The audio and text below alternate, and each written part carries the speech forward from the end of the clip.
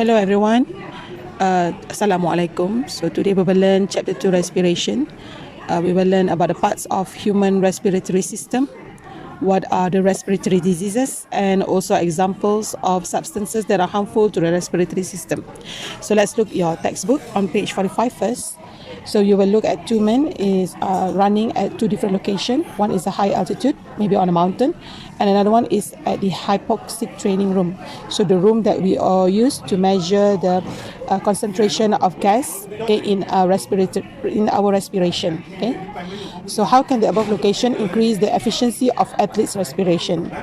So basically, we have the relationship of the higher the altitude, okay, the concentration of the oxygen in the air will be lower. So it is inversely proportional.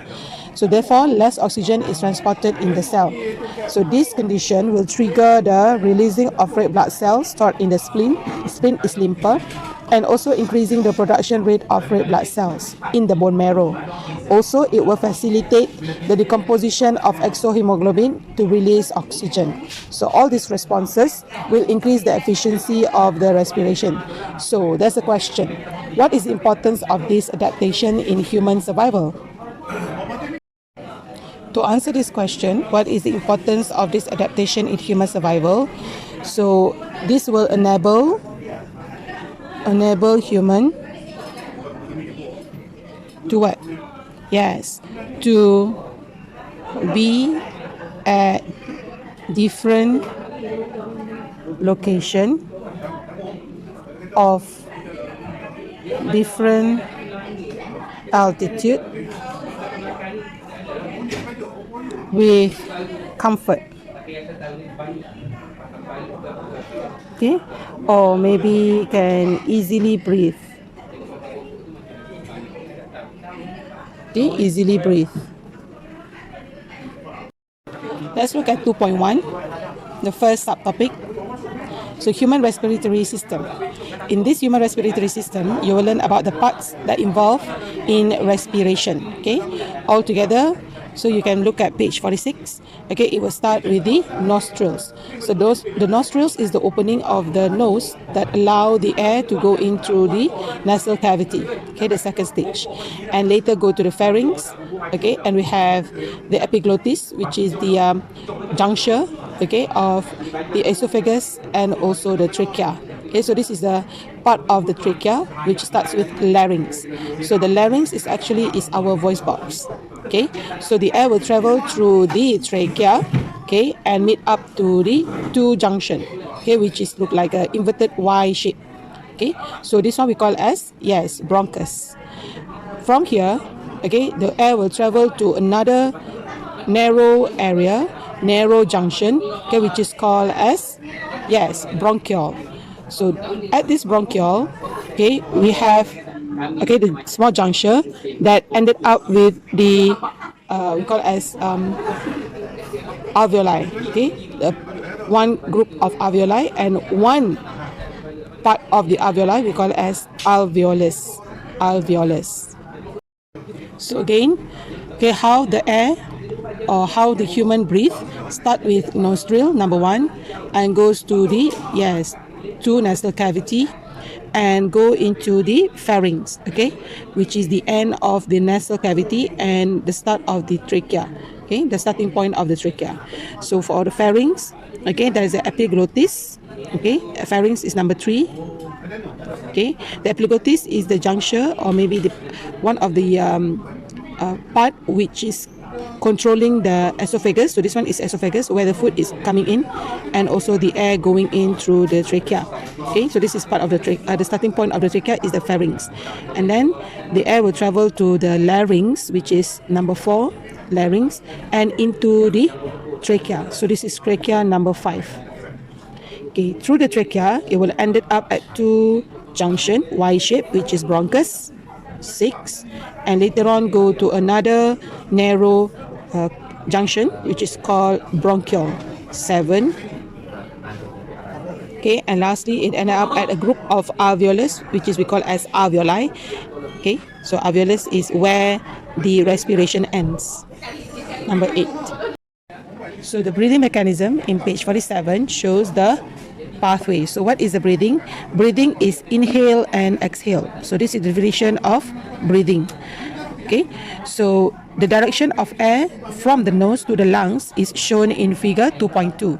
Okay, so you start off with nostril, nasal cavity, pharynx, larynx, trachea, bronchus, bronchiole, and alveolus. Right? So this is the pathway of the breathing mechanism. So there are other parts that involve in the respiration, which is controlling the volume or maybe the capacity of air that we breathe in. So we have the intercostal muscles, we have the diaphragm, okay, and also the epiglottis. Okay, the epiglottis is the part which control the air movement through the trachea to the bronchus and bronchiole, or the food that goes in through the esophagus. In inhalation process, okay, the air is coming on from outside through the nostril and into the trachea. Okay, so once it ended up through the bronchus, okay, it will go to the alveolus. So that is where the air ends, okay, the process ends. So but what happened during the inhalation? Okay, so what happened to the rib cage, what happened to the diaphragm, and also the intercostal muscle? Okay, so when you inhale, the intercostal muscle will contract. Contract means it will mengecut, okay, it will thin up. Okay, contract and pull the rib cage upwards. The rib cage is connected to many layers of intercostal muscles, okay, and outwards. Okay, this is the motion of the rib cage when we inhale the air. Right, so the diaphragm muscles also contract and pull the diaphragm to descend, okay, to descend and become flat. Okay, so it will go down. Okay, descend means going down, okay, and become flat. Right, so the movement of rib cage and diaphragm make the thoracic cavity bigger. So once it is going down and the rib cage is going upward and outwards, so the thoracic cavity will be opened up bigger and causing the air pressure to be lower, decreases. Okay, so the higher the air pressure outside will force the air to enter the lungs, so we are breathing more air. Alright, so look at page 48. You can see the science info section, whereby the action, explaining the action of the epiglottis during swallowing of bolus of food and breathing. So how the epiglottis take action during these two, okay, just to prevent us from choking, right? So during swallowing of bolus is like the shape of a food that has been chewed or munched, so we call it as a bolus. So this bolus, okay, will go through the same pathway of the air. Okay, we are sharing both same pathway, okay, that entering either esophagus or the trachea. Okay, so the esophagus is at the back, okay, is at the back, whereas the trachea is at the front. So when we try to gallop or maybe try to swallow the bolus, the epiglottis will drops down and closes the trachea. So when the bolus is swallowed into the esophagus. Okay, so during breathing, the epiglottis will move up. Okay, it will not covering up.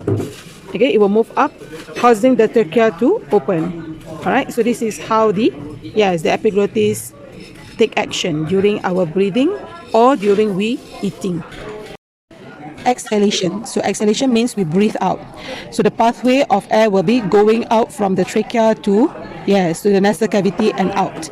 All right. So what will happen to the three: rib cage, diaphragm, and also the intercostal muscle? When you exhale, okay, the intercostal muscle will relax. Okay, it does not contract. So mean it is thicken up, and the rib cage moves downwards and inwards.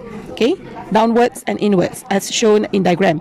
So the diaphragm, what happened to the diaphragm? Yes, it will relax and curved upwards. So it will be like a dome shape. Okay, the curve upwards will be like a dome shape.